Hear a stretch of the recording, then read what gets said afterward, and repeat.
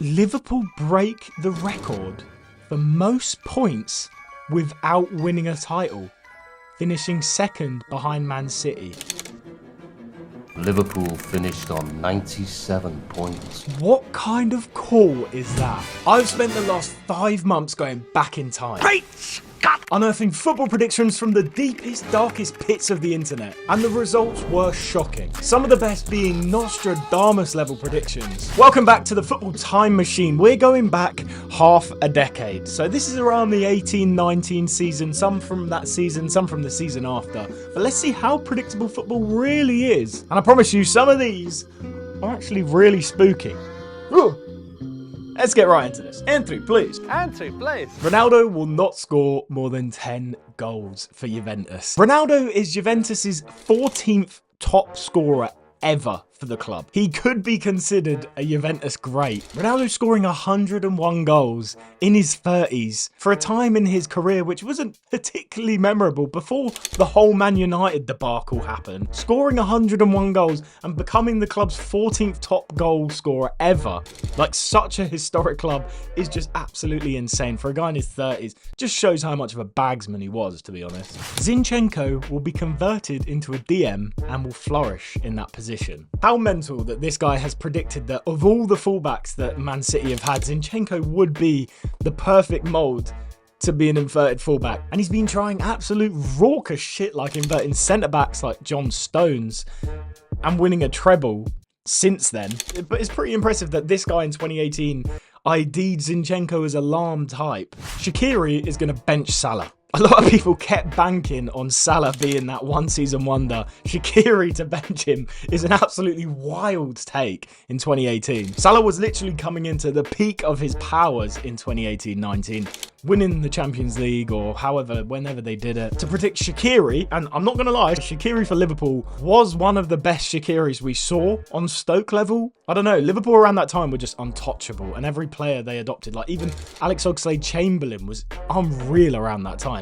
But Shaqiri to bench Salah, that is a wild take. Strasbourg will finish 4th in Ligue and qualify for Europa League. I don't know how well Strasbourg were doing before old Bowley boy came over and adopted them, but I don't think it was too well. Now, on the other hand, Strasbourg have been equipped with like a whole Chelsea training facility, which, to be honest, for the fans, I think probably is really annoying. But at the same time, if they're going to be given like really good players, like I know Andre Santos, he's taken to Strasbourg really well. How are they going to fit him in a Chelsea midfield next season, say he comes back? Anyway, Strasbourg looked like they could actually do something, beating Marseille the other day, which is crazy work. Marseille are on a red hot form. Strasbourg might turn out to be one of Ligue 1's surprise packages this season. This year, English teams will take over the Champions League again for the first time in a decade. He's right, and this is a Spurs fan saying this. It's crazy to think Spurs were up there in 2018 with Liverpool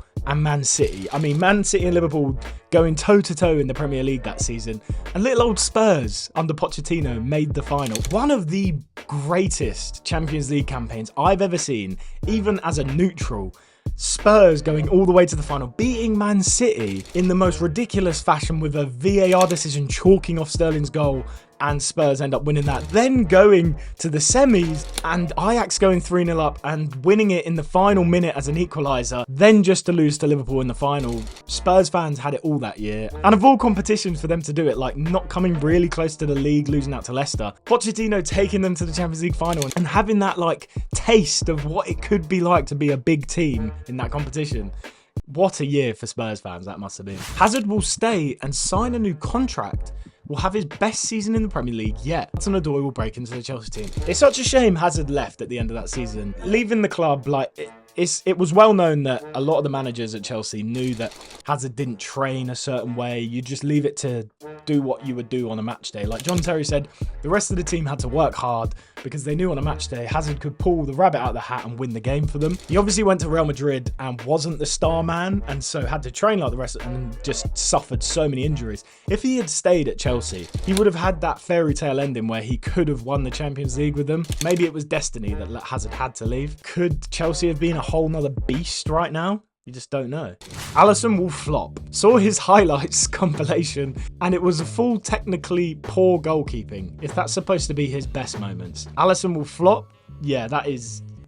We're calling you out here, mate. That is some tragic foresight. Allison could potentially be one of the best goalkeepers of the last decade. People actually calling him the best Premier League goalkeeper of all time might be getting ahead of themselves. Cech and Van der Sar are in the conversation, but he is up there. His name is up there. So for this guy to call him out and call him a flop, yeah, that's really bad foresight. Literally one of the best goalkeepers of recent times. A Dutch team will make it to a European Cup final. Yeah, in 2018, one of the sickest dark horses of recent times, pulling some unbelievable performances out of their arse, like that Tadic goal against Real Madrid in the quarterfinals, only losing out to a last-minute Spurs heartbreaker. Is crazy to think about. That Ajax team did get picked apart in the end, and it's a shame because look where Ajax are now. That whole team, if they had stayed together, might have changed the destiny of Ajax currently. Pogba will destroy ISIS. It's funny that, because since around that time when Pogba started to go a bit quiet, we haven't heard much from ISIS, so maybe Dylan Marshall knew something we didn't. It's just been announced that Pogba will be coming back this year, so what does that mean for ISIS? Get in there, get in there. Liverpool v Real Madrid in the Champions League final round 2. Salah breaks Ramos' arm this time round. Milner scores an overhead bicycle kick, and Hendo bangs a 40-yard demon goal. Maybe. Yeah, obviously he's flipping that on his head from the previous year, but Real Madrid got absolutely swept aside by Ajax that year. Probably one of the best Champions Leagues in a long time, if not the best in the last decade. Because the ones before that were just Real Madrid or Barcelona sweeping everyone aside, and the ones after that have been really tight, but there were so many memorable games in that Champions League campaign. Aubameyang top goal scorer in the Premier League with 30 goals. Pretty sure Aubameyang did top the goal scoring charts in the Premier League once, if not twice. Pretty sure there was one year, maybe 19, when he drew 20 goals with Mane. That'd be a really mad stat if I just pulled that out of my arse. Fellaini gets a buzz cut. 6 years ago, 2018. Fellaini did get a buzz cut. When did he get a buzz cut? Fellaini haircut. Wow, that'd be weird. 2018. Oh my god. At the end of 2018, Fellaini got a buzz cut. And that was big news at the time because he had been the biggest mophead in the league for the past 10 years. Wow, what a shout. Man City won't win the Premier League title. The guy underneath says, no team has won consecutive titles in almost 10 years. People really do underestimate how hard it is to win back-to-back titles. And what have they done after that? A four-peat. Yeah. Farmers League. They've just turned it into a Farmers League. UEFA makes sure that Barcelona and Juventus meet in the Champions League. He's calling this because he wanted to see the Messi v Ronaldo Champions League Juventus. Juventus fell off around that time. Pogba will dab at least 4 times before the end of the season. Get in there. Dabbing, man. What a throw. Get in there, get in there. Bitch. Liverpool break the record for most points without winning a title, finishing second behind Man City. What kind of call is that? The year was 2019.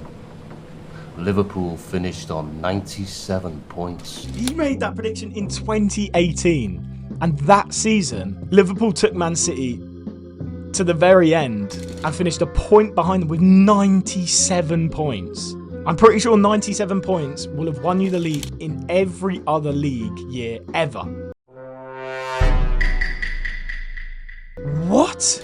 I know they were good. I know Liverpool were good that season. But what a prediction. Holy shit, man. Some of these predictions always just absolutely blow my mind. Kane will score in August. Kane finally scored a goal in August after 4 seasons in the Premier League. It was a curse at the time. Tottenham and Liverpool make it to the Champions League semi-finals, but neither wins the Champions League. They did one better. They were both in the final that year. I think it is underestimated how good Spurs were at that time under Pochettino. Like, bottled it in the final. Kane just never delivers in a final. And Liverpool were worthy winners. Liverpool had to have won it that year. But, wow, what a prediction from this guy, Jesus.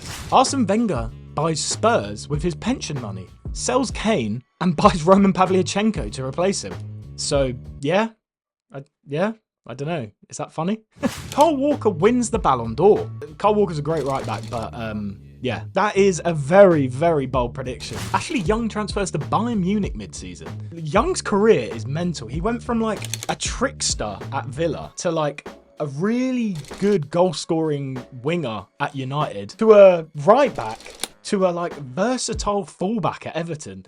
Salah and Klein develop a nice partnership down the right side for Liverpool. I guess at this point they didn't know Trent was about to burst through onto the scene. I suppose that first season in the Champions League was Trent's breakthrough season, and what a breakthrough season it was. Like, 2 English teams will win both European competitions again, as English clubs begin to replicate the dominance of Spanish clubs in the continent. Chelsea and Arsenal made it to the Europa League final. Chelsea won the Europa League that season, while Spurs and Liverpool got to the Champions League final that year, and Liverpool won. So both teams were English, replicating Spanish dominance from the past few years of like Sevilla and Real Madrid winning the Champions League and Europa. Craig Dawson to win Europe's Golden Head Award. Until Slabhead came through, Craig Dawson was the biggest head in Europe's top 5 leagues. I hope you enjoyed this Football Time Machine, guys. So keep the predictions coming, and I'll keep the videos coming.